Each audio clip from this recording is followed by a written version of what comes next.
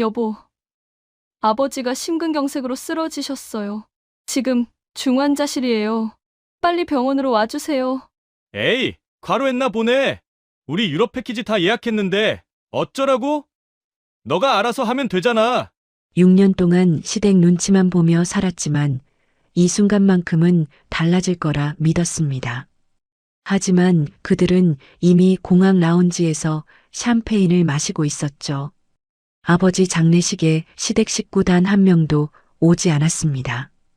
그런데 장례 직후 찾아온 변호사가 전한 충격적인 진실. 평범하던 아버지가 알고 보니 강남 일대 건물주였고 시어머니가 15년간 운영해온 건물이 모두 유나 아버지 소유였다면 어떻게 될까요? 시청 전에 구독과 좋아요 꼭 부탁드립니다. 영상 제작에 큰 힘이 됩니다. 여보, 아버지가 쓰러지셨어요. 빨리 병원 와주세요. 유나는 떨리는 손으로 남편 준혁에게 전화를 걸었습니다. 심장이 터질 것 같았어요. 아버지가 회사 회의 중 갑자기 쓰러지셨다는 연락을 받고 택시를 타고 병원으로 달려오는 길이었죠. 아, 그래. 근데 나 지금 공항인데. 어머니랑 통화해봐. 준혁의 목소리는 놀랍도록 차분했습니다. 배경으로 공항 안내 방송 소리가 들렸어요. 유나는 다시 시어머니 최 여사에게 전화를 걸었습니다. 어머니, 저희 아버지가 심근경색으로 쓰러지셨어요. 지금 중환자실이에요. 빨리 와주세요. 에이, 과로했나 보네. 우리 유럽 패키지 다 예약했는데 어쩌라고? 너가 알아서 하면 되잖아. 우리 2주 일정이야. 시어머니의 말에 귀를 의심했습니다. 유나는 목소리를 높였어요. 어머니, 지금 농담하시는 거예요? 아버지가 중환자실에 계신다고요. 농담 아니야. 우리 작년부터 계획한 거라고. 비행기 표도 환불 안 돼. 네가 병원비 내. 그럼 잘 다녀올게. 전화가 끊겼습니다. 유나는 멍하니 핸드폰을 내려다봤어요. 택시기사가 백미러로 유나를 보며 걱정스럽게 물었죠. 손님 괜찮으세요? 네, 괜찮아요. 병원에 도착했습니다.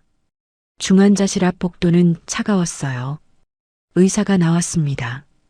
보호자분이십니까? 환자분이 급성 심근경색으로 쓰러지셨는데요.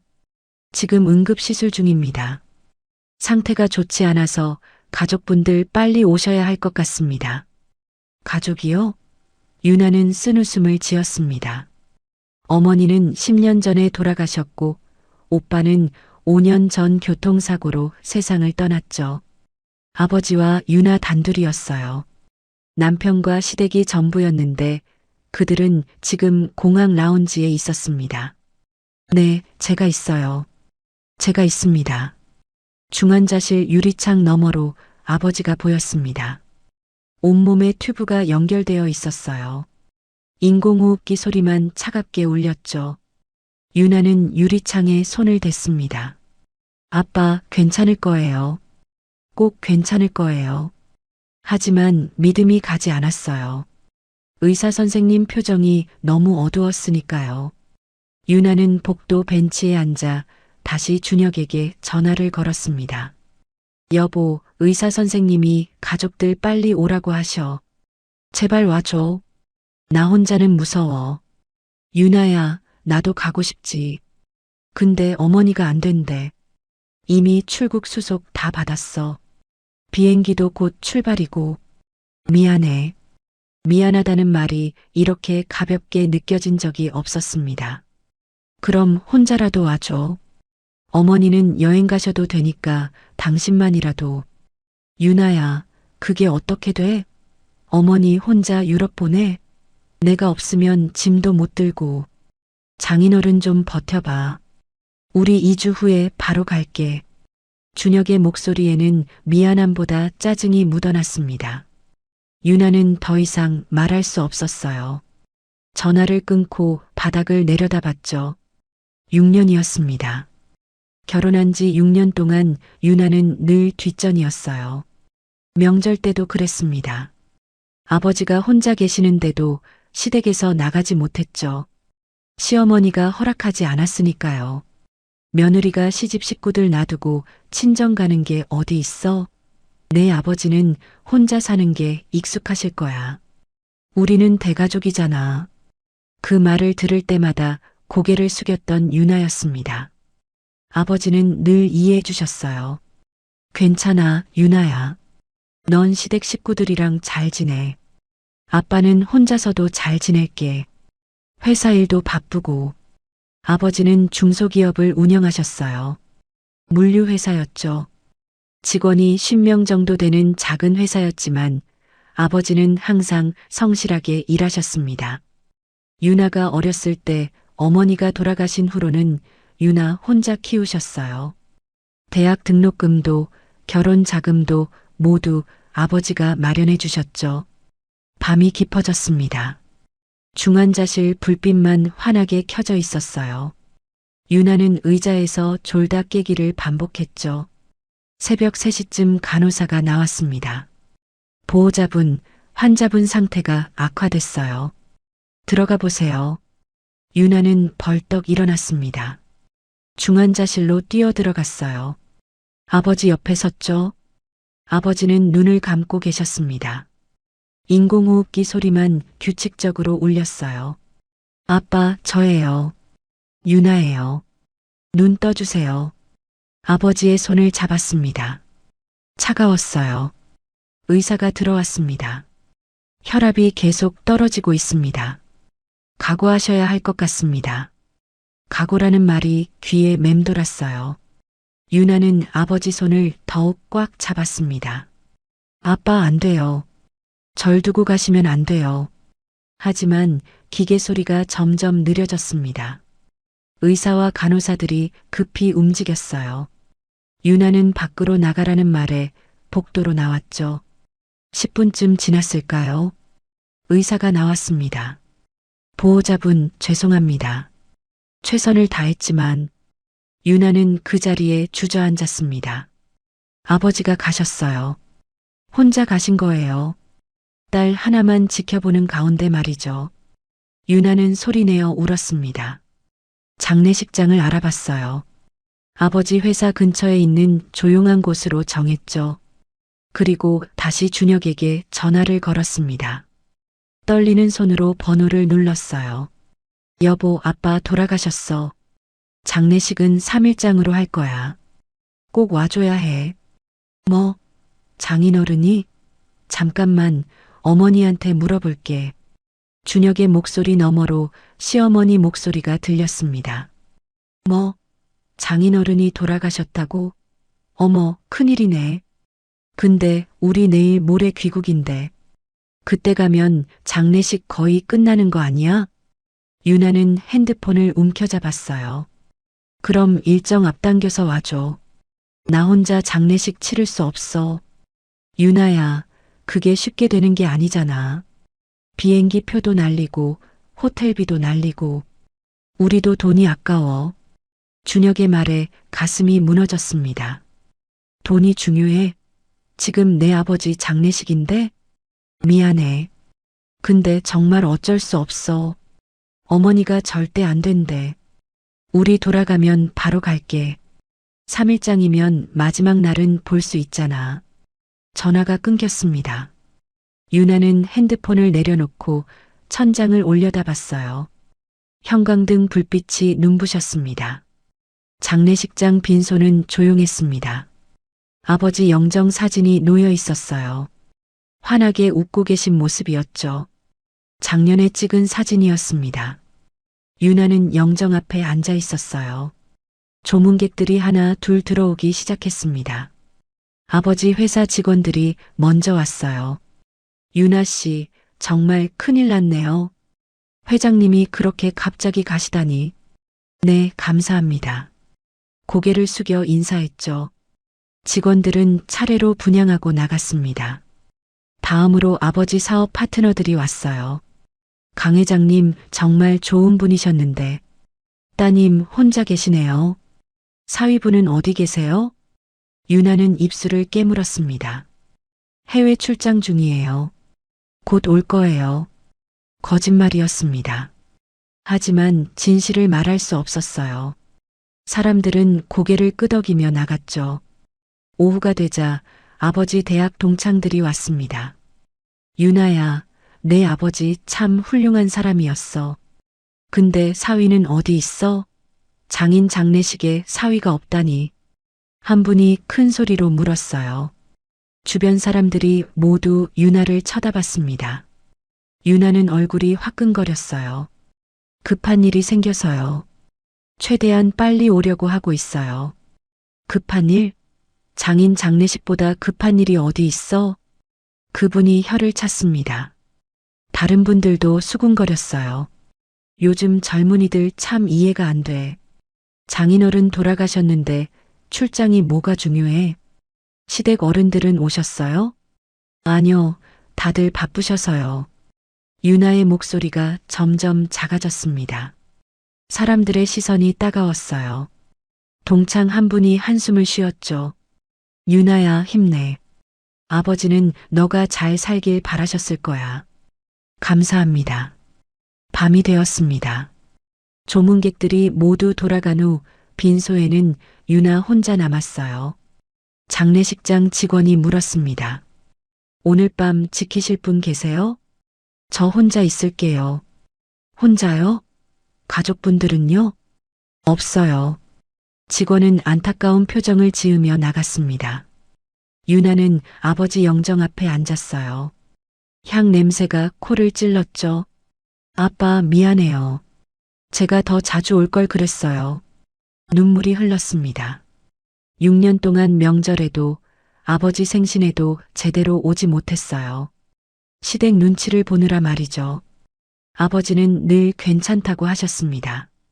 회사 일도 바쁘고 해서 혼자 있는 게 편해. 유나야, 넌 시댁 식구들한테 잘해야 해. 결혼 생활이 제일 중요한 거야. 아버지는 늘 유나 걱정만 하셨어요. 그런 아버지가 혼자 이 세상을 떠나셨습니다. 유나는 영정 사진을 바라봤어요. 아버지는 환하게 웃고 계셨죠. 둘째 날이 밝았습니다. 다시 조문객들이 왔어요. 이번엔 아버지 회사 거래처 사람들이었죠. 강 회장님 정말 성실하신 분이셨는데. 따님, 이제 회사는 어떻게 하실 거예요? 아직 생각을 못했어요. 부회장님이 계시니까 괜찮을 거예요. 그분이 실무는 다 아시니까. 아버지 회사 부회장 박경태 씨가 들어왔습니다. 유나 씨, 정말 큰일 났습니다. 회장님을 이렇게 보내다니. 네, 부회장님. 감사합니다. 회사 일은 제가 잘 처리하고 있으니 걱정 마세요. 일단 장례 잘 치르세요. 박 부회장은 진지한 표정으로 말했어요. 유나는 고개를 끄덕였죠. 오후가 되자 또 다른 동창들이 왔습니다. 유나야, 내 아버지가 얼마나 너 자랑하셨는지 아니? 딸이 서울대 나와서 대기업 다닌다고. 유나는 대학 졸업 후 대기업에 다니다가 결혼과 함께 퇴사했어요. 지금은 집에서 살림만 하고 있었죠. 네, 감사합니다. 근데 남편은 아직도 안 왔어? 이틀째인데? 그 말에 유나는 고개를 들 수가 없었습니다. 오늘 밤에 올 거예요. 또 거짓말이었어요. 준혁에게 아침에 문자를 보냈지만 답장이 없었습니다. 시어머니에게도 전화했지만 받지 않았어요. 저녁이 되었습니다. 빈소에 앉아 있는데 핸드폰이 울렸어요. 준혁이었습니다. 여보, 지금 어디야? 유나야, 우리 지금 로마야. 바티칸 갔다 왔어. 정말 멋있더라. 유나는 핸드폰을 꽉 쥐었습니다. 나 지금 아빠 빈소에 있어. 혼자? 미안해. 우리 내일 모레 비행기 타? 그럼 모레 저녁에 한국 도착이니까 마지막 날은 볼 수 있을 거야. 마지막 날이요? 발이 나는 날 오겠다는 거예요?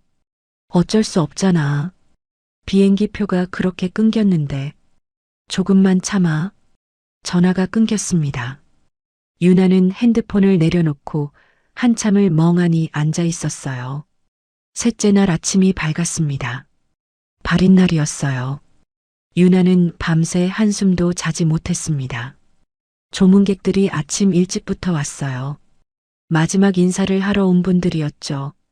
장례 절차가 시작됐습니다. 영구차가 준비됐어요. 상주인 유나가 영정을 들고 앞에서 걸었죠.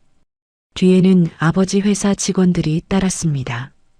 준혁과 시댁 식구들은 끝내 오지 않았어요. 화장장으로 향했습니다.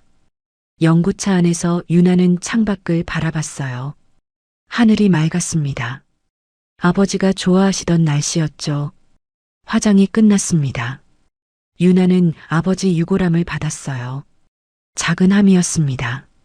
이렇게 작은 함 안에 아버지의 모든 게 담겨 있었죠. 납골 땅으로 향했습니다.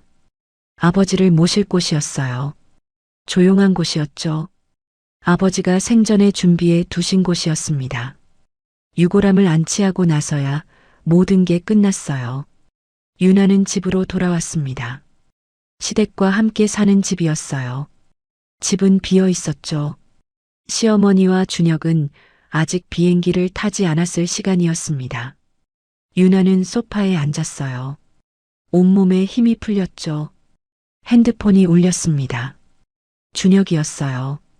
유나야, 우리 지금 공항이야. 곧 비행기 타. 장례 잘 치렀어? 네, 다 끝났어요. 그래, 수고했어. 우리 내일 아침에 도착할 거야. 그럼 이따 봐. 전화가 끊겼습니다.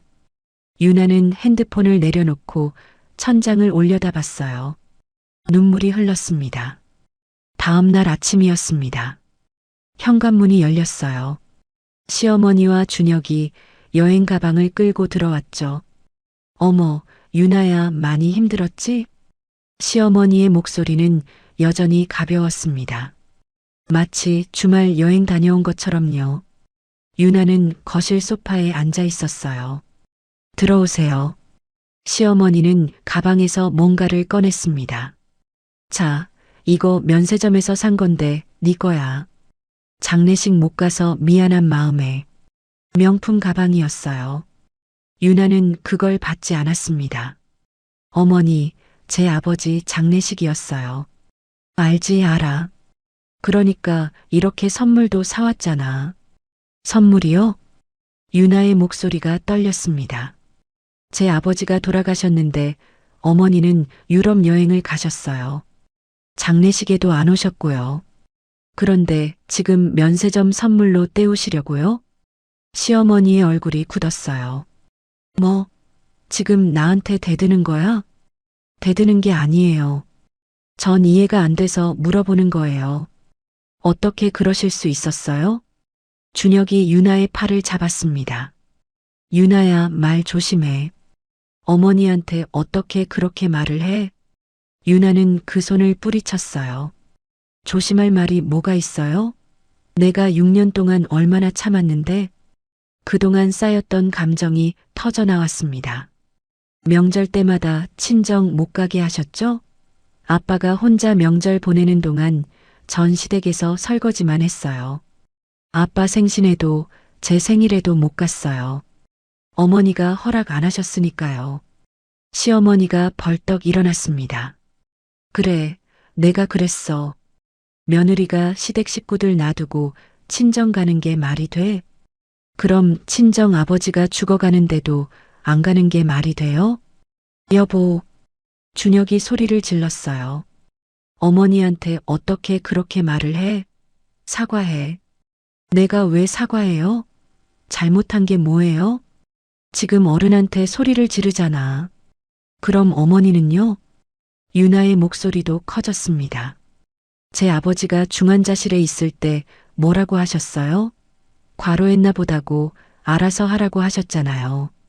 시어머니의 얼굴이 붉어졌어요. 내가 언제 그랬어? 난 네가 알아서 하라고 했지. 그게 다르지 않아요. 유나는 눈물을 흘렸습니다. 아빠는 결국 돌아가셨어요. 그리고 전 혼자 장례식을 치렀어요. 혼자 조문객들 맞이하고 혼자 밤을 새웠어요. 목이 메었죠. 사람들이 뭐라고 했는지 아세요? 사위가 어디 갔냐고. 시댁 식구들은 왜 안 오냐고 물었어요. 전 고개도 못 들었어요. 너무 창피했어요. 눈물이 쏟아졌습니다. 6년 동안 참았어요. 시어머니가 제 요리에 트집 잡을 때도, 제 옷차림 지적하실 때도, 제 친구 만나지 말라고 하실 때도 다 참았어요. 좋은 며느리가 되려고 노력했어요. 시어머니가 비웃듯 말했습니다. 노력? 그게 노력이야? 넌 늘 표정이 어두웠어.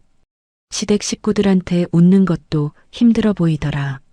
당연하죠. 전 행복하지 않았으니까요. 거실이 조용해졌습니다. 준혁이 멍하니 유나를 바라봤어요. 유나야, 그게 무슨 소리야? 사실이에요. 전 이 결혼 생활에서 단 한 번도 행복했던 적이 없어요. 준혁의 얼굴이 일그러졌어요. 그럼 나한테 왜 말 안 했어? 말했잖아요. 여러 번 말했어요. 어머니가 너무 심하시다고, 좀 말려달라고. 그때마다 뭐라고 했어요? 유나는 준혁을 똑바로 쳐다봤습니다. 어머니 성격이 원래 그렇다고 이해하라고 했잖아요. 제가 참으면 된다고 했잖아요. 준혁은 아무 말도 하지 못했어요. 시어머니가 다시 입을 열었죠. 좋아. 내가 그렇게 불만이 많았으면 진작 말하지 그랬어? 우리가 뭐 붙잡아둔 것도 아닌데. 지금 뭐라고 하신 거예요? 나가고 싶으면 나가라는 거지. 우리 준혁이 여자 많아. 유나는 온몸에 소름이 돋았습니다. 6년 동안 자신을 묶어둔 건 사랑이 아니었어요. 그저 편리한 며느리가 필요했던 거였죠. 좋아요. 이혼할게요. 준혁이 화들짝 놀랐습니다. 뭐? 유나야, 지금 정신이 있는 거야? 네. 이제야 정신 차렸어요. 장인어른 돌아가셔서 힘든 거 알아. 근데 그렇다고 이혼은. 힘든 건 어제 오늘 일이 아니에요. 전 6년 동안 힘들었어요. 그리고 이번에 확실히 알았어요. 당신들한테 전 가족이 아니라 그냥 일꾼일 뿐이구나. 시어머니가 코웃음을 쳤습니다. 좋아. 내 마음대로 해봐. 근데 위자료 같은 건 기대하지 마.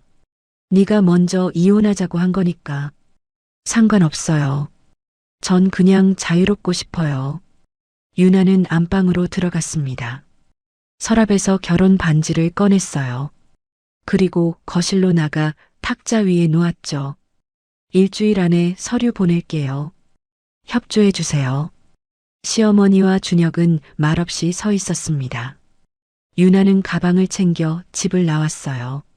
일주일이 지났습니다. 유나는 아버지 집에 머물고 있었어요. 이혼 서류가 도착했습니다. 준혁은 아무런 연락도 없이 서명해서 보냈더군요. 변호사 사무실에 갔습니다. 이혼 서류에 최종 서명을 했어요. 축하드립니다. 이제 자유의 몸이시네요. 변호사의 말에 유나는 쓸쓸하게 웃었습니다. 사무실을 나와 거리를 걸었어요. 사람들이 웃으며 지나갔죠. 집으로 돌아왔습니다. 아버지 집은 조용했어요. 아버지 방 앞에 섰습니다.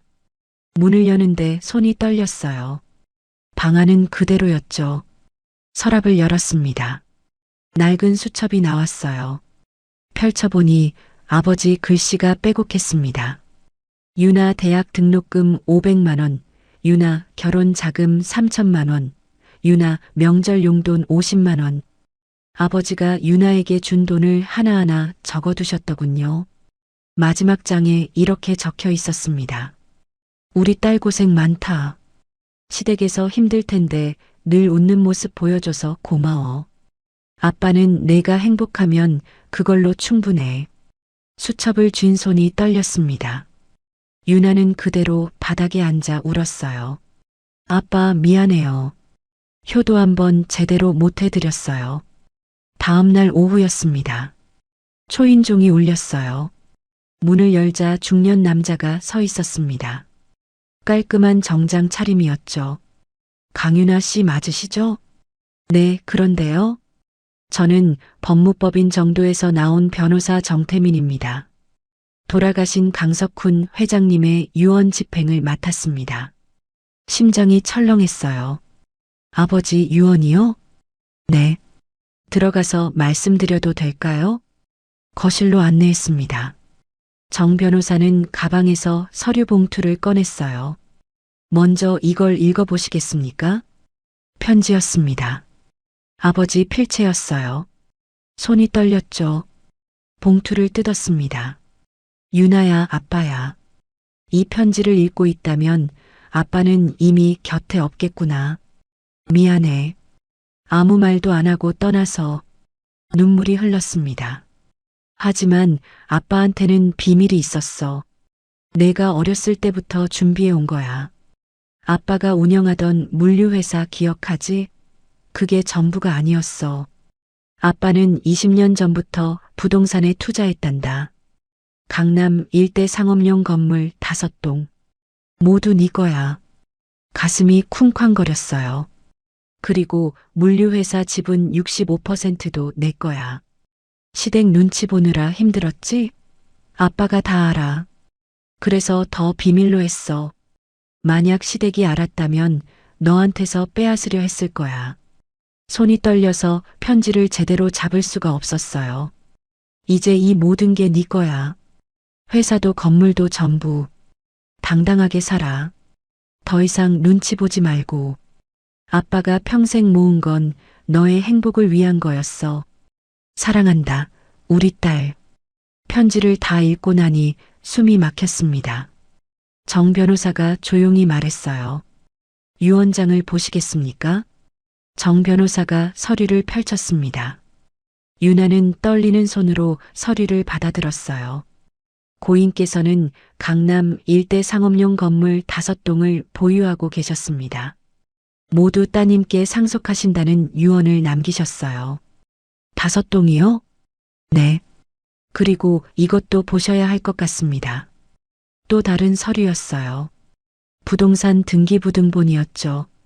청담동 상가 건물, 압구정동 오피스텔, 논현동 복합상가, 역삼동 업무용 빌딩, 그리고 신사동 패션 빌딩입니다. 얼마짜리인데요? 감정가로 총 1,200억 원입니다. 유나는 눈을 감았습니다. 믿기지 않았어요. 그리고 주식회사 강성물류의 발행 주식 65%를 보유하고 계셨습니다. 이것도 전부 따님께 상속하셨고요. 회사 규모가 어느 정도인가요? 작년 기준 매출액이 350억 원입니다. 직원은 200명 정도 되고요. 유나는 소파에 기댔습니다. 아버지가 이런 걸 준비하고 계셨다니. 지금 어떻게 해야 하나요? 상속 등기를 진행하셔야 합니다. 상속세는 제가 세무사와 함께 처리해 드릴게요. 그리고 이번 주 금요일에 건물 세입자 간담회가 있습니다. 간담회요? 네. 고인께서는 매년 세입자들과 간담회를 하셨어요. 이번에는 새로운 건물주로서 따님께서 참석하셔야 할 것 같습니다. 며칠 후 금요일이 되었습니다. 유나는 신사동 패션 빌딩으로 향했어요. 10층짜리 건물이었죠. 1층부터 5층까지는 상가, 6층부터 10층까지는 사무실이었습니다. 로비로 들어갔어요. 깔끔한 대리석 바닥이었습니다. 안내데스크 직원이 인사했죠. 안녕하세요. 어디 찾으십니까? 저는 강유나입니다. 오늘 세입자 간담회 참석하러 왔어요. 직원의 표정이 바뀌었습니다. 아, 신임 회장님이시군요. 10층 회의실로 안내해 드리겠습니다. 엘리베이터를 탔어요.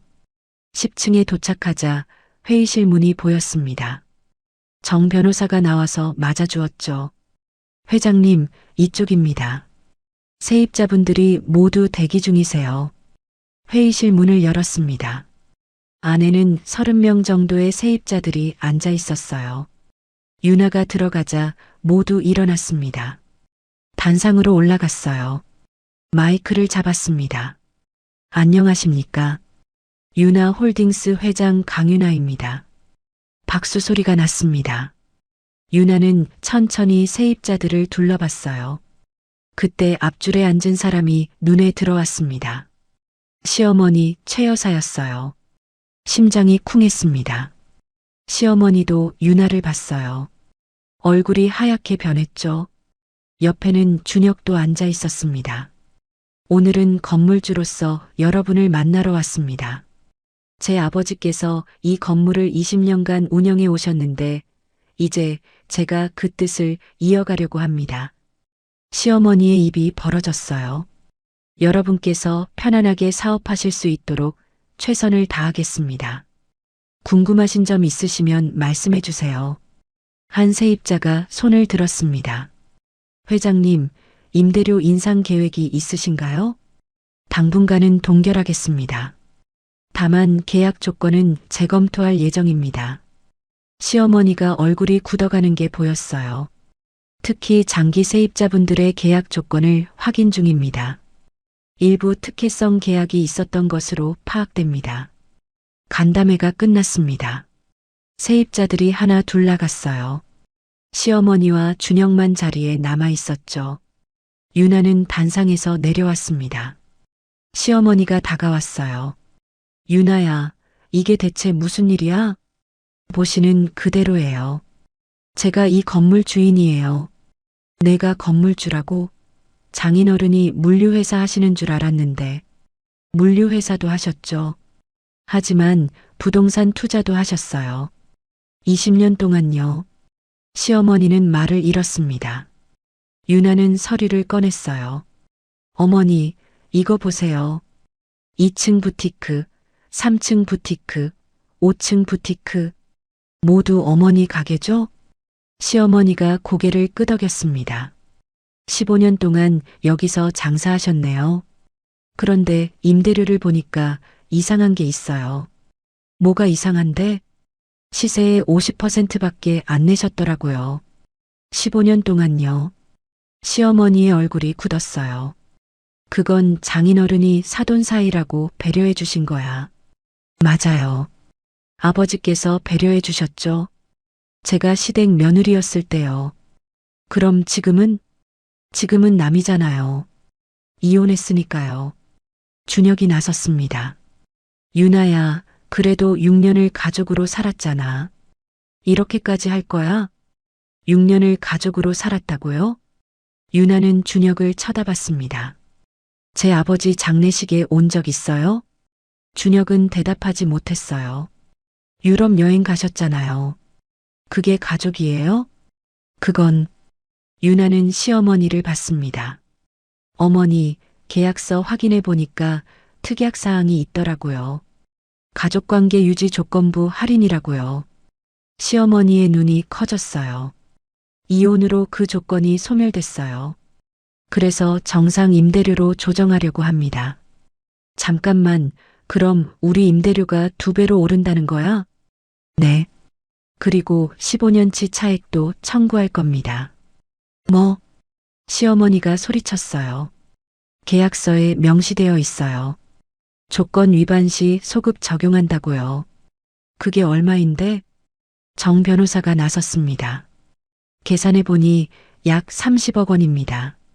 시어머니는 그 자리에서 주저앉을 뻔했어요. 일주일이 지났습니다. 유나는 회장실에 앉아 있었어요. 넓은 사무실이었죠. 창밖으로 서울 시내가 보였습니다. 정 변호사가 급히 들어왔어요.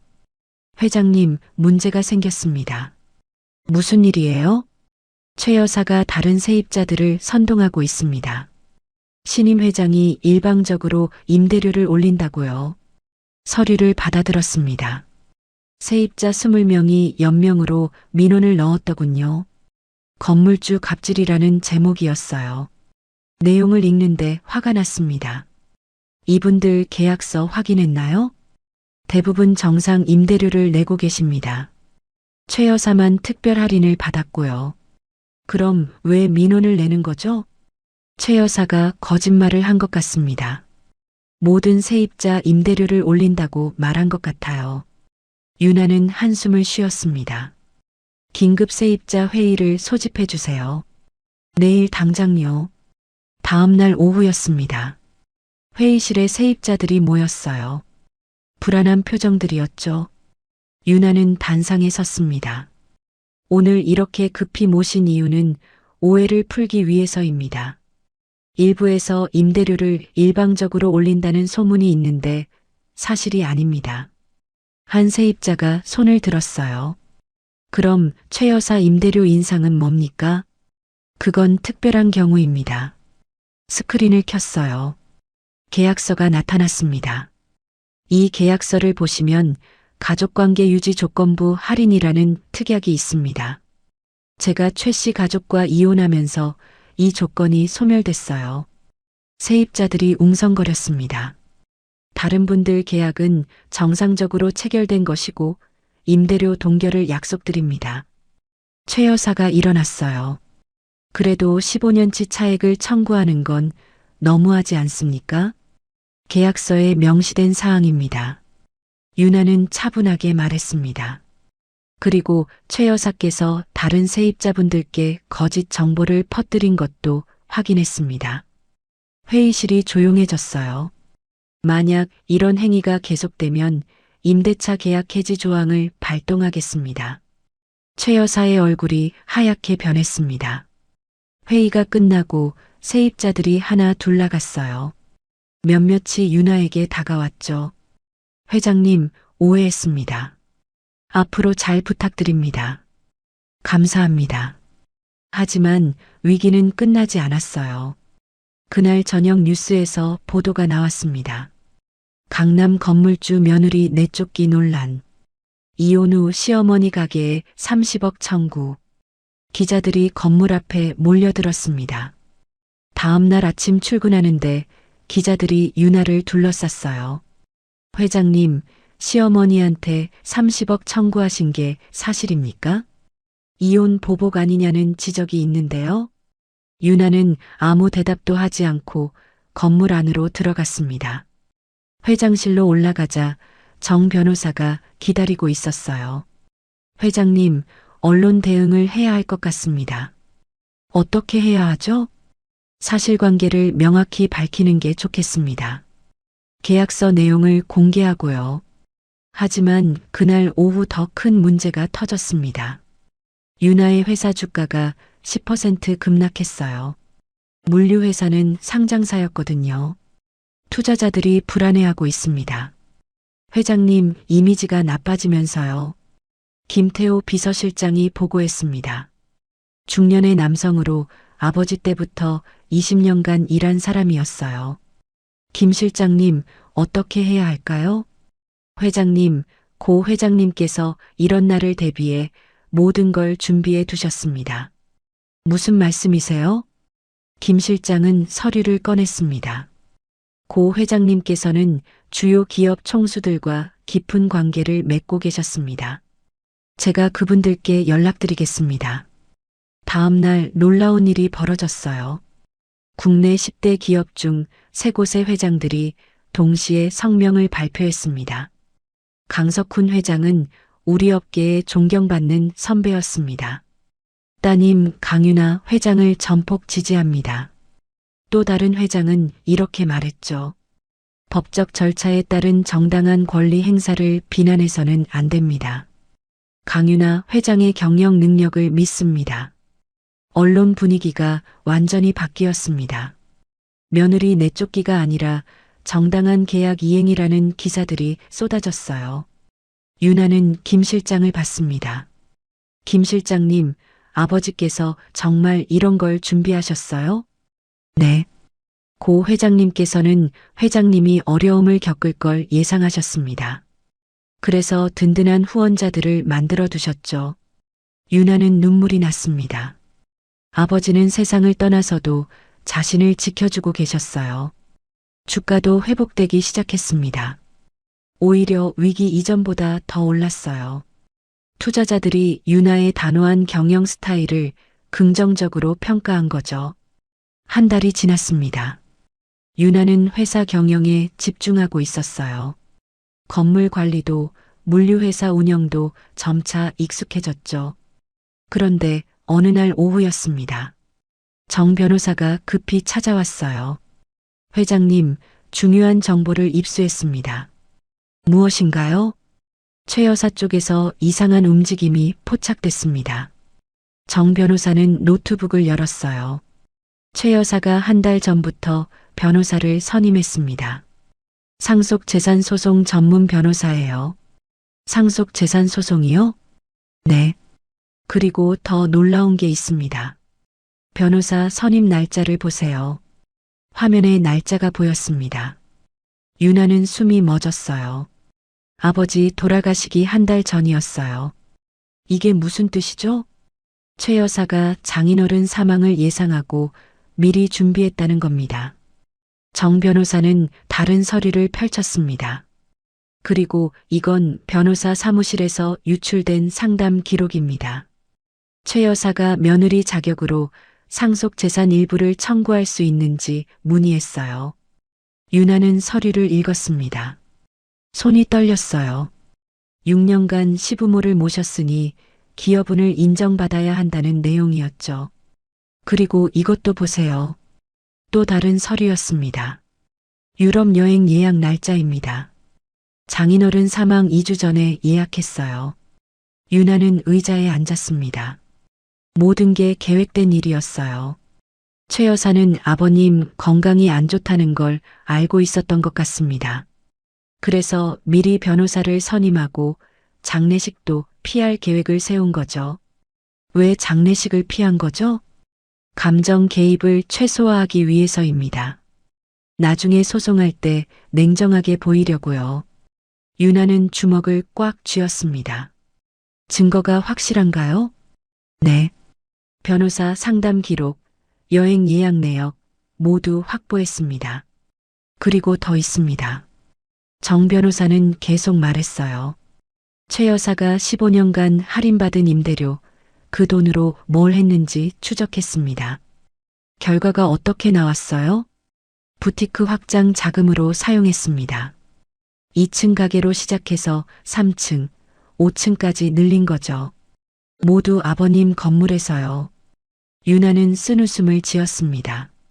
그러니까 아버지 돈으로 사업을 키운 거네요. 맞습니다. 그리고 이 사실을 숨기기 위해 회계 장부도 조작했습니다. 회계 조작이요? 네. 실제 임대료보다 더 많이 낸 것처럼 장부를 꾸몄어요. 탈세를 피하려고요. 유나는 일어났습니다. 국세청에 제보하세요. 네, 알겠습니다. 그리고 형사 고소도 준비해 주세요. 사기, 배임, 탈세 모든 혐의로요. 일주일 후 국세청 조사가 시작됐습니다. 최 여사의 부티크 3곳 모두 세무조사를 받았어요. 그리고 검찰에서도 연락이 왔습니다. 강윤아 회장님이시죠? 최 여사 고소건으로 조사하려고 합니다. 진술서 작성해 주셔야겠습니다. 유나는 검찰청에 갔습니다. 조사실에서 모든 걸 진술했어요. 고소인께서는 피고소인 최 여사가 계획적으로 범행을 저질렀다고 주장하시는 거죠? 네. 증거가 다 있습니다. 검사는 서류를 검토했습니다. 변호사 상담 기록, 여행 예약 내역, 회계 장부 조작 증거. 충분히 기소할 수 있겠네요. 한 달 후 기소장이 접수됐습니다. 최 여사는 사기, 배임, 조세 포탈 혐의로 기소됐어요. 뉴스에서도 보도됐습니다. 강남 부티크 운영자 최모 씨, 전 며느리 아버지 재산 노리고 계획적 범행. 최 여사의 얼굴이 모자이크 처리되어 화면에 나왔어요. 유나는 뉴스를 끄고 창밖을 바라봤습니다. 재판날이 다가왔습니다. 유나는 아침 일찍 법원으로 향했어요. 정 변호사가 함께였죠. 회장님, 긴장되시죠? 아니요. 오히려 후련해요. 법원 앞에 도착했습니다. 기자들이 몰려 있었어요. 유나는 담담하게 걸어 들어갔죠. 법정 안으로 들어갔습니다. 방청석에는 여러 사람들이 앉아 있었어요. 최 여사가 피고인석에 앉아 있었습니다. 준혁도 함께 왔더군요. 모두 일어나세요. 판사님이 입장하셨습니다. 피고인 최 여사에 대한 사기 등 사건을 시작하겠습니다. 검사가 일어났어요. 피고인은 전 며느리 아버지의 사망을 예상하고 계획적으로 범행을 저질렀습니다. 먼저 변호사 상담 기록을 제출하겠습니다. 스크린에 서류가 나타났습니다. 피고인은 피해자 생전에 이미 상속재산 소송을 준비하고 있었습니다. 며느리 자격으로 기여분을 청구하려고 했죠. 최 여사의 변호사가 일어났어요. 그건 단순한 법률 상담이었습니다. 실제로 소송을 제기한 적은 없습니다. 제기할 기회가 없었던 겁니다. 며느리가 먼저 이혼했으니까요. 검사가 반박했습니다. 그리고 여행 예약 내역을 보시죠. 피해자 사망 2주 전에 예약했습니다. 장례식 날짜와 정확히 겹치게요. 우연입니다. 우연이라고요? 그럼 왜 며느리가 장례식 참석을 간곡히 부탁했는데도 거절했습니까? 최 여사는 대답하지 못했습니다. 그리고 회계 조작 증거입니다. 검사는 장부를 제출했어요. 피고인은 15년간 임대료를 시세의 50%만 냈습니다. 하지만 장부에는 정상 임대료를 낸 것처럼 기록했죠. 탈세를 위해서입니다. 판사님이 최 여사를 보셨습니다. 피고인 할 말 있습니까? 최 여사가 일어났어요. 저는 그냥 절약한 돈으로 사업을 키운 것뿐입니다. 잘못이 뭡니까? 절약이 아니라 특혜입니다. 유나가 일어났습니다. 제 아버지께서 가족이라는 이유로 배려해 주신 겁니다. 그런데 어머니는 그 돈으로 사업을 키우고 제 아버지 사망까지 계획하고 장례식도 거부하셨어요. 목소리가 떨렸지만 또렷했습니다. 그게 가족이 할 짓입니까? 최 여사는 고개를 떨궜어요. 재판은 석 시간 동안 계속됐습니다. 증거가 하나씩 제시될 때마다 최 여사는 할 말을 잃었죠. 그럼 선고하겠습니다. 판사님이 서류를 보셨어요. 피고인 최 여사는 사기죄로 징역 2년, 조세포탈죄로 벌금 5억 원을 선고합니다. 최 여사의 얼굴이 하얗게 변했어요. 다음 주 민사재판에서 손해배상 액수가 확정될 것입니다. 법정을 나왔습니다. 기자들이 몰려들었어요. 회장님, 시어머니한테 징역형이 선고됐는데 기분이 어떠세요? 유나는 잠시 멈춰섰습니다. 법이 정의를 실현했다고 생각합니다. 복수 아니냐는 지적도 있는데요. 복수가 아닙니다. 정당한 권리 행사입니다. 그리고 걸어갔습니다. 정 변호사가 따라왔어요. 회장님, 정말 멋지셨습니다. 일주일 후 민사재판이 열렸습니다. 이번에는 손해배상 금액을 정하는 자리였어요. 원고 측 주장을 들어보겠습니다. 정 변호사가 일어났습니다. 피고인은 15년간 임대료 할인으로 30억 원의 이득을 받습니다. 이를 반환해야 합니다. 그리고 계획적 사기 행위로 인한 정신적 피해 보상금 20억 원을 청구합니다. 총 50억 원이네요? 네, 맞습니다. 피고 측 변호인, 반론 있습니까? 최 여사 변호사가 일어났습니다. 50억은 과도합니다. 피고인에게는 지불 능력이 없습니다. 지불 능력은 판결과 무관합니다. 판사님이 말씀하셨어요. 원고의 손해액 산정이 합리적이라고 판단됩니다. 피고는 원고에게 50억 원을 배상하라. 망치 소리가 울렸습니다. 최 여사는 의자에 주저앉았어요. 재판이 끝나고 유나는 김태호 실장을 불렀습니다. 김 실장, 내 건물에서 시댁 전부 쫓아내요. 세 곳 모두요? 네. 법적으로 가능한 모든 방법으로요. 알겠습니다. 김 실장은 바로 움직였습니다. 계약 해지 통보서가 발송됐어요. 최 여사의 부티크 세 곳 모두예요. 임대차 계약 특약 위반으로 계약을 해지합니다. 한 달 내로 퇴거하시기 바랍니다. 최 여사에게서 전화가 왔습니다. 유나는 받지 않았어요. 문자가 왔죠. 유나야, 제발 한 번만 만나자. 부탁이야. 유나는 답장하지 않았습니다. 대신 김 실장에게 지시했어요. 강제 집행 준비해 주세요. 네, 회장님. 한 달이 지났습니다. 최 여사는 가게를 비우지 않았어요. 법원 집행관이 출동했습니다. 유나는 현장에 가지 않았습니다. 사무실에서 보고만 받았죠. 2층 부티크명도 완료했습니다. 3층도 완료했습니다. 5층도 완료됐습니다. 세 곳 모두 문을 닫았어요. 최 여사의 사업은 완전히 끝났습니다. 그리고 재산 압류도 진행됐습니다. 50억 원 배상금을 받기 위해서였죠. 최 여사 명의 아파트, 차량, 예금, 계좌 모두 압류됐습니다. 최 여사에게 아무것도 남지 않았어요. 2달이 지났습니다. 유나는 회장실에서 서류를 검토하고 있었어요. 회사는 안정적으로 운영되고 있었죠.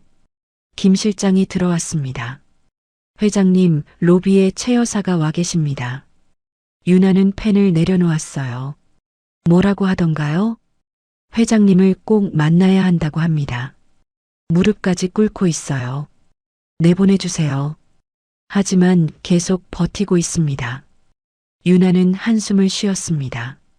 내려가 볼게요. 엘리베이터를 타고 1층으로 내려갔습니다. 로비에 최 여사가 앉아 있었어요. 완전히 다른 모습이었죠. 초라한 옷차림이었습니다. 머리는 하얗게 새었고 얼굴은 헬쑥해졌어요. 유나를 보자 최 여사가 일어났습니다. 유나야. 최 여사님. 유나는 차갑게 말했습니다.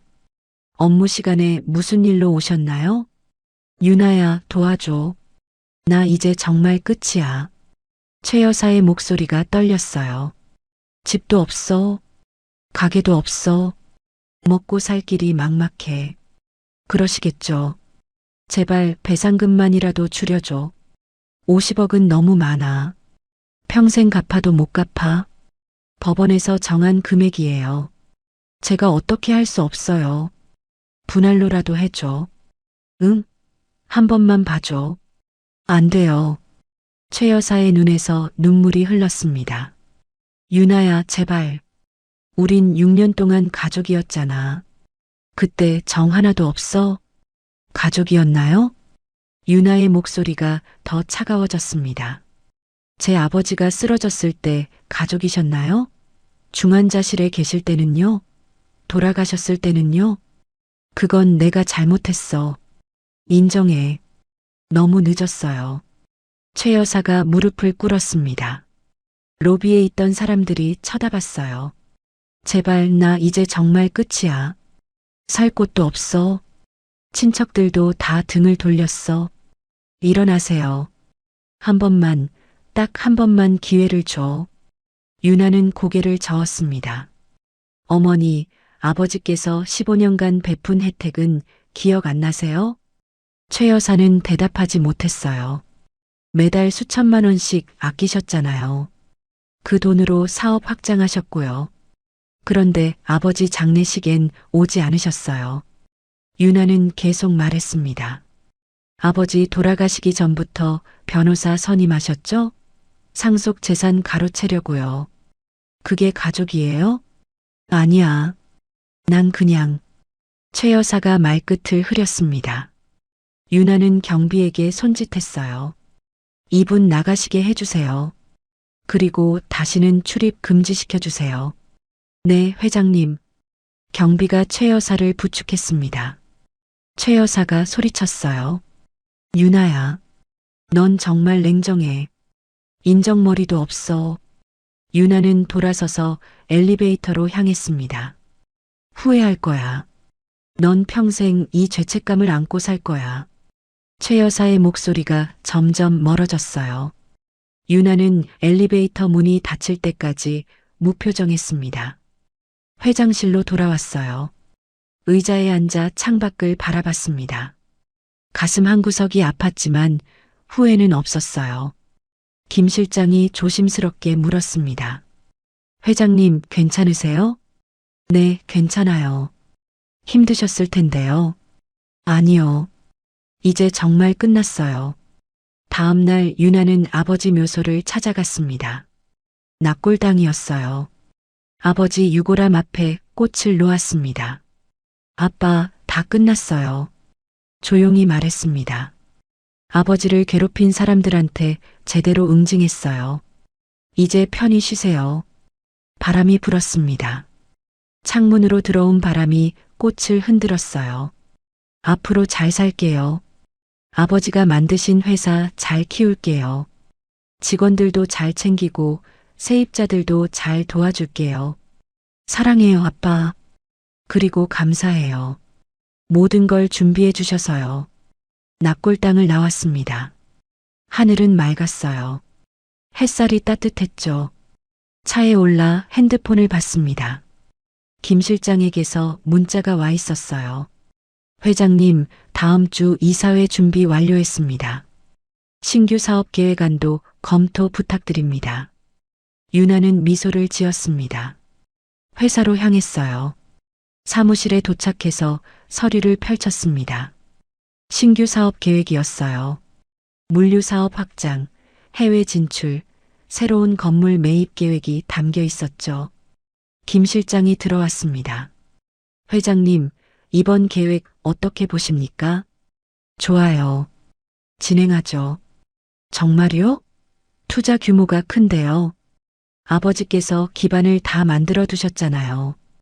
이제 제가 키워나갈 차례예요.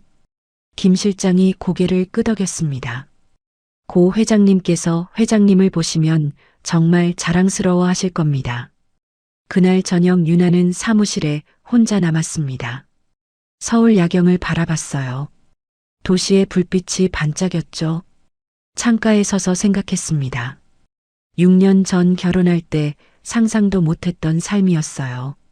눈치 보는 며느리에서 수천억 원대 기업 회장이 됐으니까요.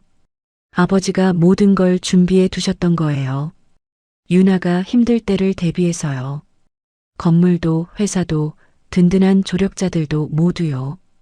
그리고 가장 중요한 건 용기였습니다. 당당하게 살 수 있는 용기를 주셨어요. 핸드폰이 울렸습니다. 정 변호사였어요.